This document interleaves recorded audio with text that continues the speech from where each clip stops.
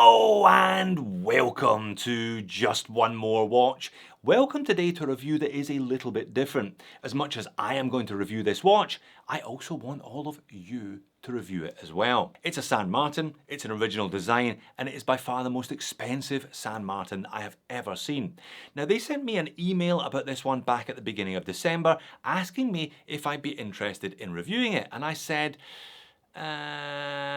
thanks, but no thanks. And the next day I got an email saying that they had sent it anyway. My contact at the official store asked me if I would please consider reviewing it. They really want to promote their original designs and gradually move away from being just a homage brand. And in order to do that, they need objective evaluations from the likes of me, but also from the likes of you. So today, dear viewer, don't be shy, don't hold back, as if you ever do anyway. Please leave San Martin your thoughts on this one in the comment section below. They make some fantastically well-built watches. They're definitely the best brand on AliExpress, and I have reviewed a number of watches now from other brands that I know came from their factory. The question is, have they got their original designs right? And if not, what should they do?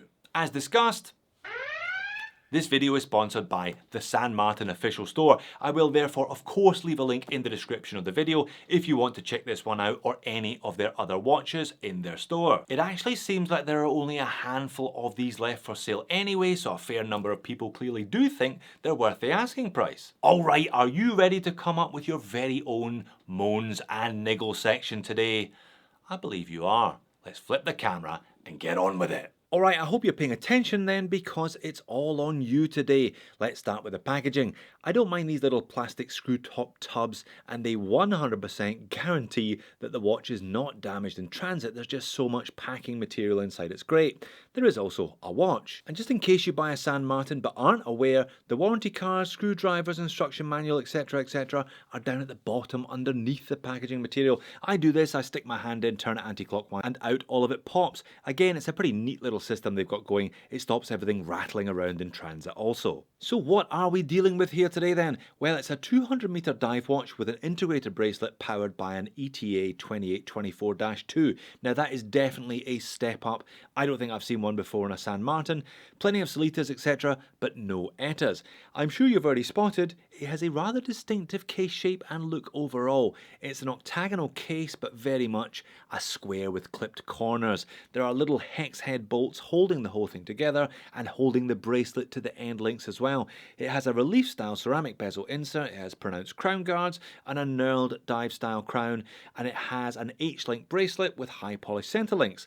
The big clasp with the San Martin logo looks like all of the others with its milled upper and milled scissor closure mechanism, but it does have one new trick up its sleeve. It has built-in ratcheting adjustment. Also another clear step up from every other San Martin that I've seen to this point. I'm sure you've already noticed this is a limited run of 99 pieces, and there is a plaque screwed onto the side of the case telling you your number. I got 66 out of 99, or perhaps it's 66 out of 99. I guess I'll never know. Dimensions on this bad boy are as follows. It's 40mm in diameter, but remember, this is a square case. That means it does not wear like a traditional round case 40mm watch would. It wears considerably bigger and chunkier than that. I reckon it has the presence of a 43mm, but thanks to the ETA movement, it is relatively slim at 12.7. Now lug to lug is a tricky one here because of the integrated bracelet. I'm going to call it at 50. This one does have male end links as well, but they do point down, so I think 50 is reasonably reflective of how this one wears. Lug width today is not applicable because of the integrated bracelet, but the weight certainly is applicable, all 195 grams of it. Yeah, look, if you just walked into this one expecting a 40mm diver, you would get a bit of a shock. It both looks, wears, and feels bigger than that. So what is so special about this thing? Why do San Martin think they can charge $700 for it? Well, if we go back to the sales listing in the official store, they are at great pains today to point out just how complex this watch is. They want us to know that it has taken them more than 2 years to get this one off the ground.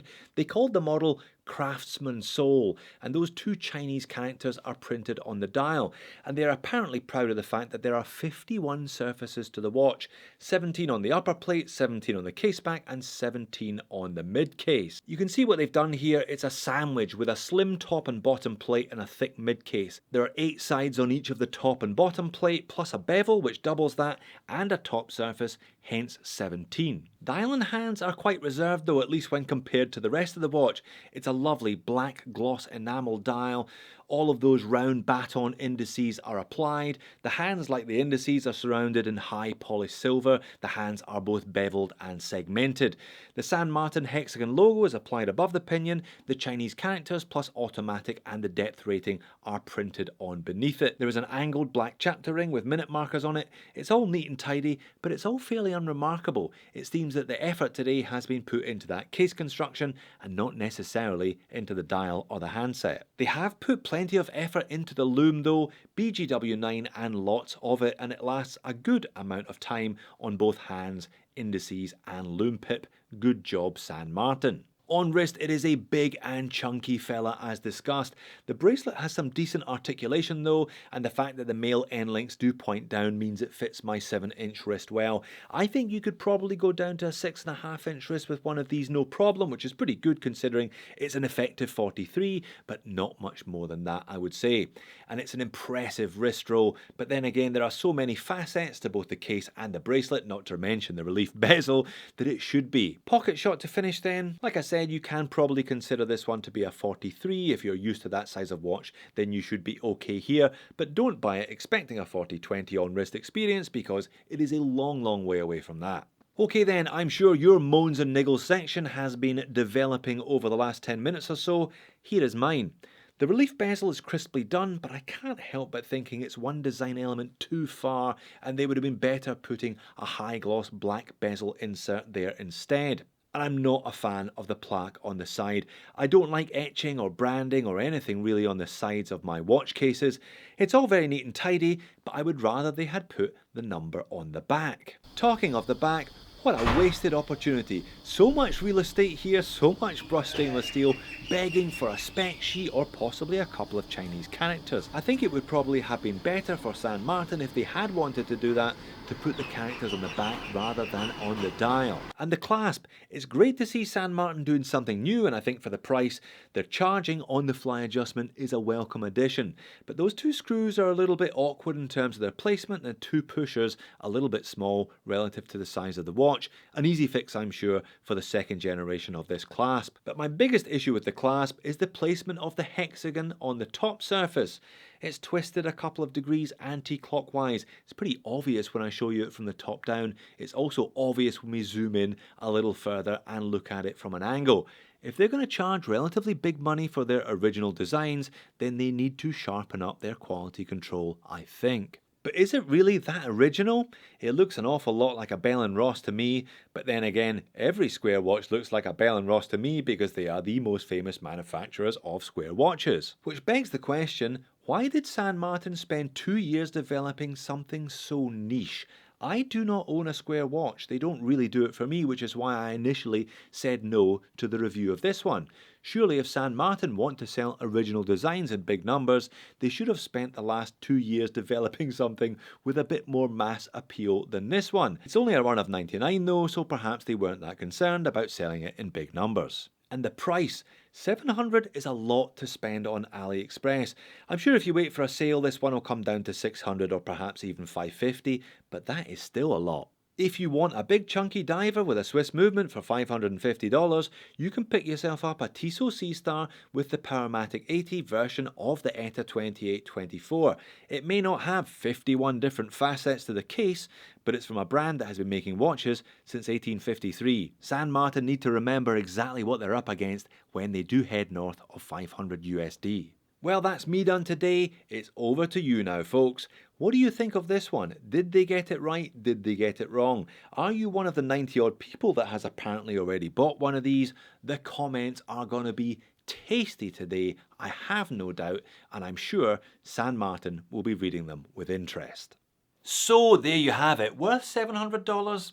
I'm not sure about that. It'll probably be much cheaper in a sale anyway, but it's just so niche.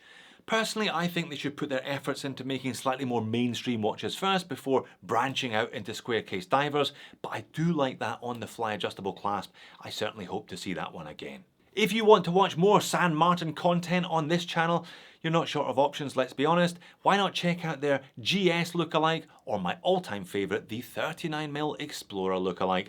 Thanks for watching this one. I look forward to reading your comments and I hope to see you again in a future video.